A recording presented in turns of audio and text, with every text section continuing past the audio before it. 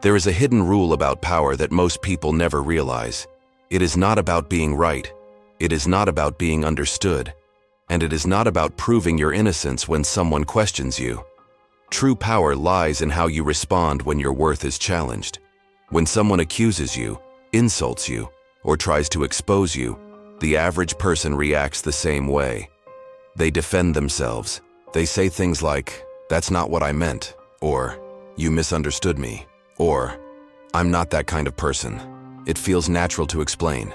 It feels safe to clear the record. But this instinct is exactly what destroys your authority. Because the very moment you defend yourself, you confirm that the other person has the right to judge you. You show that their words have power over you. And in that instant, you step into their frame instead of your own. Defending yourself may sound reasonable, but in the world of power, it signals weakness. Machiavelli understood this long before modern psychology. He knew that power is not about facts. Power is about perception. And perception depends less on what is said and more on how it is delivered. When you explain yourself, you lower yourself. When you resist explaining, you rise above the noise. This script will guide you through that shift. You will see why defense is submission. You will learn how silence can become a weapon. You will understand how to make accusations collapse under their own weight.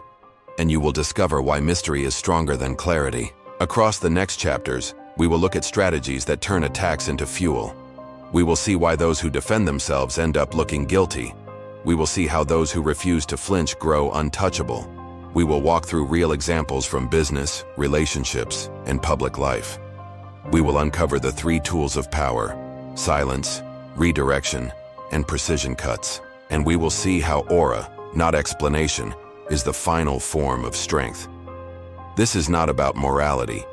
It is not about being good. It is about control. It is about dominance in the social frame. And it is about becoming someone who never explains, yet always commands respect. The journey begins here. Power is not in defending yourself. Power is in never needing to.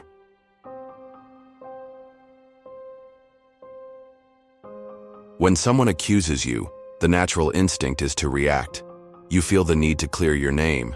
You want them to know your true intent. You want the crowd to see that you are not guilty. This is the human impulse for fairness. But fairness does not rule the game of power. In power, perception is everything. And the second you explain yourself, you shift the perception against you. Why? Because explanation is submission. The one who explains is the one under judgment. The one who accuses becomes the judge. By defending, you agree to play on their field. You give them the authority to question you. And that authority is the real prize they wanted all along. Machiavelli understood that defense does not convince. Defense only weakens. Even if you are right, your explanation sounds like guilt, because only the weak feel the need to justify. The strong stay silent. The strong let the silence sting. They allow the accuser to look emotional.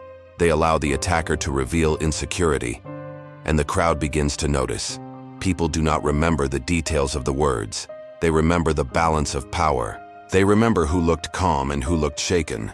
And the one who defended always looks shaken. Think of a courtroom. The lawyer who keeps talking, explaining, clarifying, appears desperate. The lawyer who speaks rarely but with certainty appears unshakable. The principle is the same in daily life. Defending yourself rarely convinces. What it does is prove that you care too much about their opinion. And when you care, you lose leverage.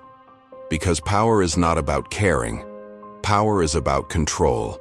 You want control of the frame, not sympathy.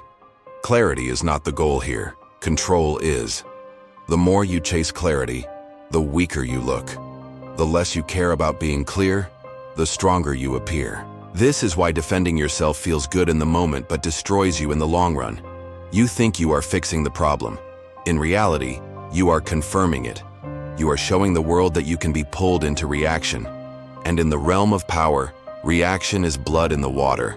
Once they see you bleed, they will keep attacking. But if you never defend, if you never flinch, the game changes.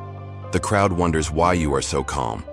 The accuser begins to doubt themselves, and you hold the field without moving a muscle.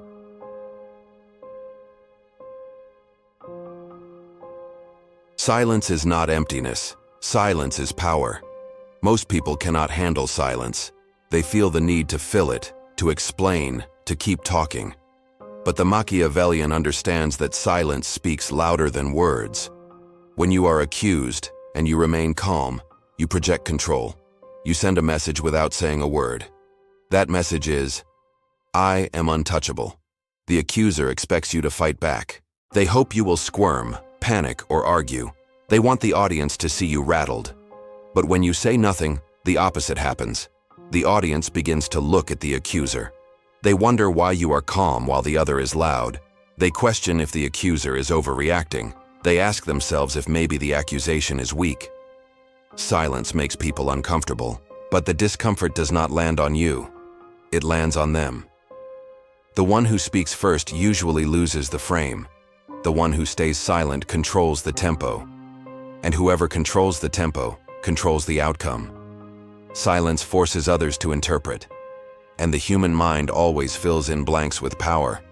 If you do not explain, people assume you could say something devastating but choose not to. That choice creates mystery. And mystery always feels stronger than explanation. Think of the leaders you have respected most. They were not the loudest. They were not the ones defending themselves in every argument. They were the ones who could sit still, unbothered, unreadable. Their silence forced everyone else to question themselves. This is the psychology of aura. Silence is not absence. It is presence magnified. It tells people, I do not need your approval. It tells people, I will not be dragged into your frame. It tells people, I am already above this. When you learn to hold silence, you flip the dynamic. The attacker starts repeating themselves. They try harder to provoke you. They grow more emotional with each attempt. And soon the crowd sees it. The one attacking looks unstable. The one attacked looks untouchable. This is the paradox of silence. You win not by fighting. You win by refusing to fight. Because every time you hold still while others lose control, your power grows. Silence is not weakness. Silence is a weapon. And when you master it, you become dangerous in the eyes of others.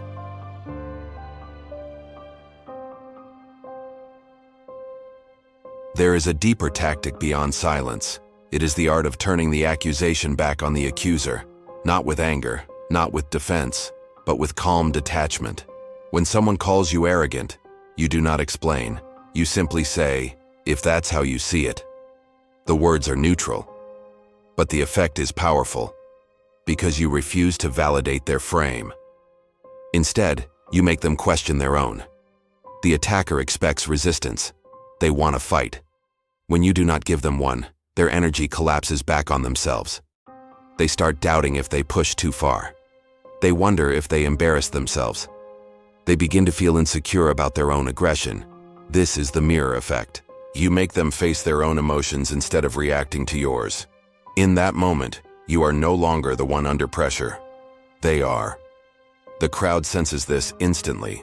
They notice who stayed calm. They notice who looked emotional. And they assign strength to the one who never flinched. This tactic can be used in many ways. Someone calls you manipulative. You answer. Only people who can't influence others say that. Now the weight is back on them. They must explain themselves. They must prove they are not insecure. And the crowd sees their scramble. The power has flipped without effort. Think of it like judo. You never meet the attack with force. You let their energy pass through and then turn it back on them. They fall on their own sword. This works in business, in relationships, and in public settings. At work, a colleague might say, "You always think you're the smartest in the room." Instead of defending, you hold a pause. Then calmly say, "Strange how confidence makes some people uncomfortable." The room shifts instantly. Now the accuser looks bitter. You look composed. In personal life, a partner might say, "You don't care about me anymore." The normal person panics. They explain, they reassure, they plead. The Machiavellian pauses and replies, "That's not how I see it." No defense, no drama, just calm presence. The emotional storm now hangs over them, not you. This is how the mirror works. You do not resist. You reflect. And in reflection, they reveal themselves. That is the true reversal of power.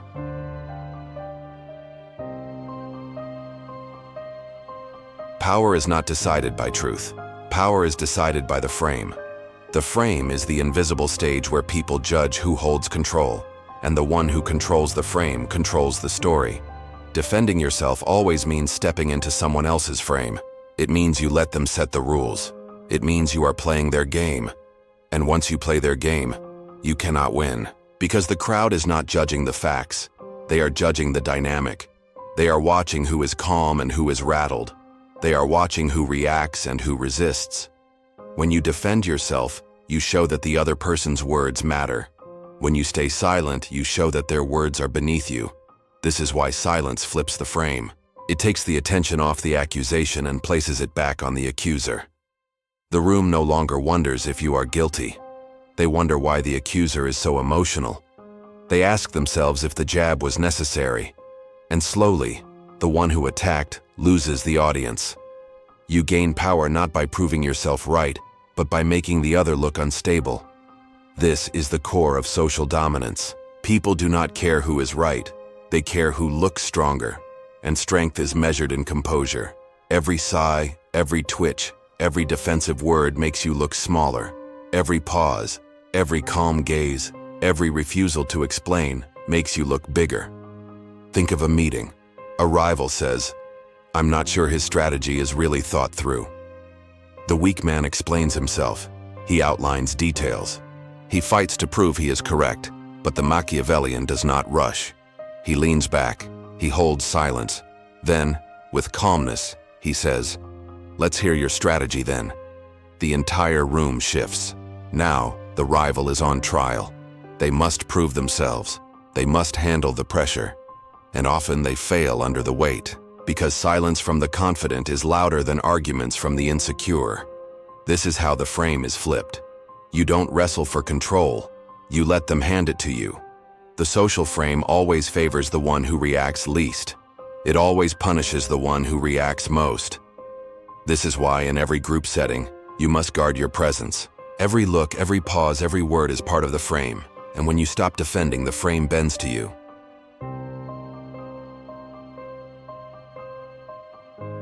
In the modern world, battles of power do not only happen in rooms, they also happen online. Social media, comments, and messages create a new arena of perception. And in this arena, the instinct to defend yourself is even stronger. Someone calls you toxic. Someone posts that you are fake. Someone writes a long message accusing you of manipulation. The natural reaction is to reply, to clear your name, to post an explanation, to prove that you are not what they say. But online, defense looks even weaker than in person, because once you explain, you show the world you were bothered. You show the crowd that their words got to you. And that is exactly what they wanted. Machiavelli would never defend himself online. He would reframe. He would turn accusation into proof of strength. Someone says, "You're manipulative." He would post, "People always call you dangerous when they can't control you." Now the accusation becomes a badge of power. The attacker looks bitter. You look untouchable. The audience sees confidence, not guilt. This is narrative dominance. It is not about clarifying the truth. It is about bending perception. Silence is still a weapon here. Not replying to attacks can drive people mad. They post more. They get louder. They look obsessed while you look calm. Every word they write makes them appear weaker. Every silence you hold makes you appear stronger. But when you do speak, you do not explain. You distort. You redirect. You remind the crowd that power is not in proving innocence, but in controlling interpretation. 3 tools work especially well in the digital arena. First, silence, the most powerful. Leave the accuser to echo their own noise. Second, deflection. Turn their claim into proof of their insecurity. Third, precision cuts. Short replies that close the frame instantly. Examples: "You're full of yourself." Response: "Confidence upsets the insecure." "You're fake." Response: "I don't owe you authenticity." "You think you're better than everyone." Response: "No, I just don't think like everyone." Each one avoids defense. Each one asserts dominance. Because they do not say, "I'm not guilty." They say, "You cannot touch me." This is the art of digital presence. Never argue online. Never explain. Turn every attack into proof of your control. And soon the crowd will not see you as defensive. They will see you as untouchable.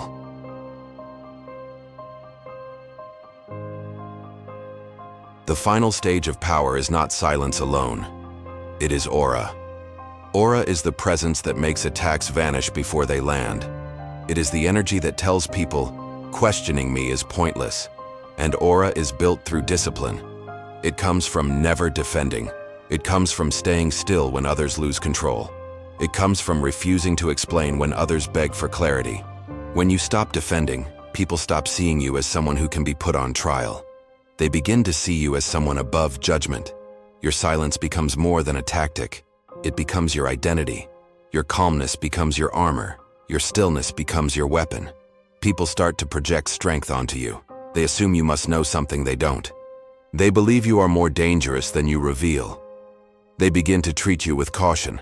And caution is respect in its rawest form. This is the paradox of power.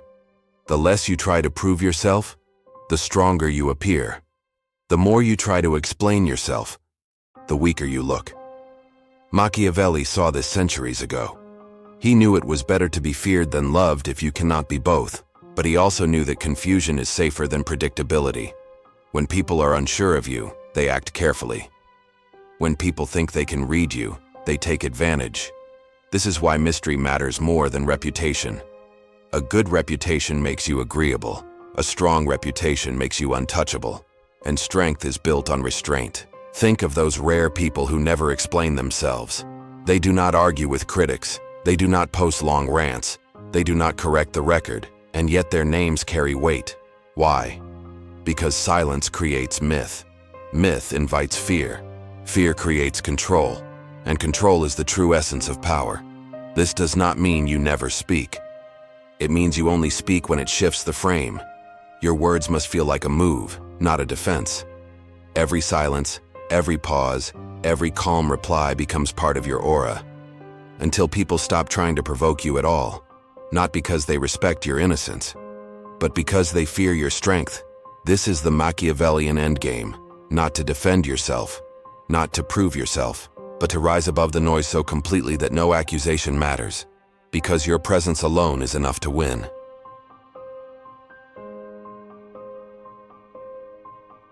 You have now seen the deeper psychology of defense and power. You have learned why defending yourself makes you look weaker. You have discovered how silence can be sharper than words. You have explored the mirror effect, where you turn accusations back on the accuser. You have understood the importance of the social frame and how control of tempo decides who wins. You have seen how digital dominance is built not through argument, but through reframing. And finally, you have understood aura, the ultimate form of power that makes attacks dissolve before they land. The thread running through all of this is simple. Defending yourself is submission. Refusing to defend is strength. Because the one who explains gives away control. And the one who remains still forces others to question themselves. That is the Machiavellian path. It is not about being good. It is not about being liked. It is about commanding presence. It is about shaping perception. And it is about turning every attack into proof of your composure. So remember this. When someone accuses you, pause. When someone insults you, stay calm. When someone tries to drag you into their frame, refuse to enter. Your silence, your stillness, and your mystery will speak louder than any words. And in the end, people will not admire you for being innocent. They will respect you for being untouchable. If you found value in this breakdown, make sure to like this video. Subscribe to Psychology Insights for more deep dives into human behavior, power, and influence. And remember, never defend yourself. Control the frame, and you control the outcome.